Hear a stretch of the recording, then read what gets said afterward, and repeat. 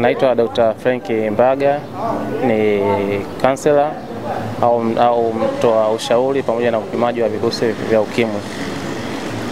Leo tarehe 1 mwezi wa 5 mwaka 2015 ni siku ya wafanyakazi duniani.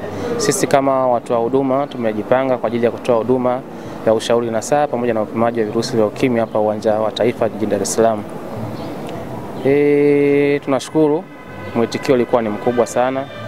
Wananchi wamejitokeza kwa wingi kupima, ingawa changamoto za maswali hapa na pale zilikuwepo, lakini wamepima na wameweza kupokea majibu yao bila matatizo yoyote. Kingine, maswali ambayo walikuwa naulizwa mara kwa mara ni maswali ambayo kwamba kumuonyesha kuna uoga. Wengi wamekuwa na uoga kufanya vipimo wa maswali ya upimaji wa virusi vya ukimwi, hasa wakihofia kwamba kishapatikana majibu kwamba ni positive au ana matatizo hayo ataishi vipi.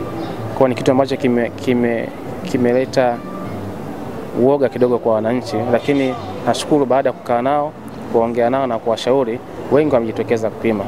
Na safari hii kitu ambacho nimefurahi zaidi, wakina baba au wakina kaka wengi wamejitokeza. Mara nyingi unajua wakina baba wanakuwa ni waoga, lakini leo wamejitokeza kwa wingi sana. Kwa hiyo niwapongeze kwa hilo. Kingine ni tunapendelea sana hii elimu ya masuala ya HIV iweze kutolewa kwa wananchi kwa jumla, hasa wajue namna ya kujikinga na maambukizi ya ukimwi, na hata kama kitokea umepata basi ni namna gani ya kuweza kujilinda usiweze kuambukiza wengine, na uweze kujilinda vizuri kinga yako ya mwili na maisha yaweze kuendelea kama kawaida. Tunachowaasa tu wananchi sasa hivi kwa kweli ni kuwa tu makini, sababu ukimwi ni ugonjwa ambao kwa kweli ni janga la kitaifa, lakini inabidi tujipange, watu wajipange, wananchi wajipange, uelewa utolewe, media ziweze kutangaza, magazeti na kila kitu, sema vitu vyote viweze kuchangamsha, kuwaelezea wananchi kwa umakini, kwa undani zaidi, nini maana ya ugonjwa huu, madhara yake ni nini, namna ya kujikinga na namna ya kuendelea kuishi. Wale ambao wamepata bahati mbaya wamepata maambukizi, basi namna gani kuweza kuendelea kuishi kwa matumaini. Na unazungumziaje unyanyapaa? Unyanyapaa katika jamii kwa kweli sio jambo zuri, ni jambo ambalo ni baya, kwa sababu hii tatizo si la mtu mmoja. Sasa hivi katika kila familia sidhani kama unaweza kukosa mtu ambaye aidha ndugu yake, jamaa yake au rafiki yake ambaye ashapata hii tatizo.